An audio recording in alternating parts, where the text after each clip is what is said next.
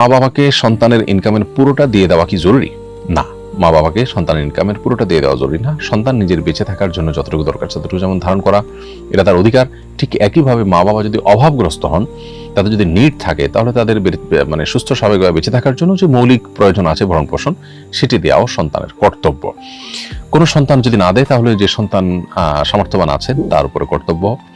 আর যদি অন্যরা সবাই দেওয়ার মতো মানসিকতা থাকে এবং সামর্থ্য থাকে, তাহলে সবাই মিলে আনুপাতিক হারে নিজেদের মধ্যে বন্টন করে মা বাবার ভরণ পোষণের দায়িত্বটা পালন তাদের করতে হবে। কিন্তু যা কামাই করবেন সবই দিয়ে দিতে হবে, এরকমটাই শরীয়ত আপনাকে বলেনি। আপনার নিজের চলার জন্য যেমন আপনি রাখতে পারেন, মা বাবার প্রয়োজন পূরণ করতে পারেন, সেগুলো আবশ্যক। এরপরে অতিরিক্ত থাকলে সেটি আপনি সঞ্চয় করতে পারেন।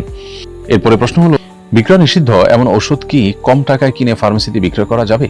করলে ইনকাম বৈধ হবে কিনা? উত্তর হলো যে নিষিদ্ধ ওষুধ কেনাবেচা করাও নিষিদ্ধ। কারণ নিষিদ্ধ ওষুধগুলোকে নিষিদ্ধ করা হয় মানুষের কল্যাণ বিবেচনা করি। অতএব মানুষের জন্য অকল্যাণকর কোনো কিছু আপনি করতে পারেন না। এই ধরনের ওষুধ যদি কেনাবেচা কেউ করেন, তাহলে সেক্ষেত্রে তার মুনাফা গ্রহণ করা তার জন্য মাকরুহ হবে।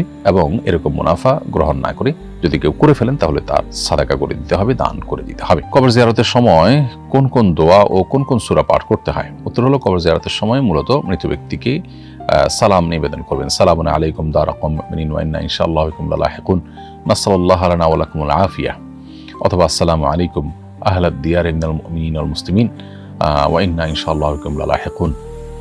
এরকম দোয়া আপনি করতে পারেন, যেগুলো হাদিসে বর্ণিত আছে। এর বাইরে আসসালামু আলাইকুম ইয়া আহলাল কুবুর মিনাল মুসলিমিন ওয়াল মুসলিমাত ওয়াল মুমিনিন ওয়াল মুমিনাত, এরকম দোয়া হাদিসে আছে। এবং কবর জিয়ারতের বেশ কয়েকটা দোয়া হাদিসে বর্ণিত আছে, এবং কোনোটা ছোট কোনোটা বড়, এর যে কোনোটা পড়লে আদায় হয়ে যাবে। এর বাইরে কবর জিয়ারত করতে গেলে বিশেষ কোনো সূরা বিশেষ সংখ্যক বার পড়ার কোনো নির্দেশনা আলাদা করে কোরআন অথবা হাদিসে কোথাও বর্ণিত হয়নি। আপনি যদি কোরআন কারীমের কোনো সূরা তেলাওয়াত করেন এবং মৃত ব্যক্তির রুহের জন্য এই সালাতের সওয়াব আপনি এই তেলাওয়াতের সওয়াব আপনি পৌঁছাতে চান, বা তার আমলনামাটি যুক্ত করতে চান, তাহলে নিয়ত করলেন যে আল্লাহর সওয়াবটা আমি তাকে দিতে চাই। বিশুদ্ধ মত অনুযায়ী ওলামা কেরামের অনেকের মতই এটি জায়েজ হবে এবং এটি তিনি সওয়াব পাবেন। এর বাইরে কবরে দাঁড়িয়ে বিশেষ কোনো সূরা আল হাকুমুত তাকাসুর, সূরা ফাতিহা, সূরা ইখলাস, এতবার অমুকটা এরকম পাঠ করার কোনো বিশেষ নির্দেশনা ইসলামে নেই। কবর জিয়ারতের ক্ষেত্রে শুধু সালাম পেশ করা এবং কোনো কোনো রাওয়ায়াতের আলোকে কিবলামুখী হয়ে হাত তুলে দোয়া করা যেতে পারে মুর্দার জন্য। এর বাইরে কোনো সূরা আলাদা করে পাঠ করা অপরিহার্য নয়। যদি পাঠ করেন করে তার জন্য সওয়াব রেসানি করেন, বা তাকে সওয়াব দেওয়ার উদ্দেশ্যে পাঠ করেন যে সওয়াবটা আমি তাকে দিতে চাই, আমি না, তো সেক্ষেত্রে সেটা আপনি করতে পারেন। সেটির সাথে কবর জিয়ারতের কোনো সম্পর্ক নেই, সেটা দূর থেকেও করতে পারেন, কাছে গেলেও করতে পারেন। কিন্তু কবর জিয়ারতের সাথে সম্পর্ক হলো শুধুমাত্র সালাম পেশ করা। জিয়ারত মানে হলো ভিজিট, অতএব ভিজিটটা হবে যখন আপনি সালাম নিবেদন করবেন তখন।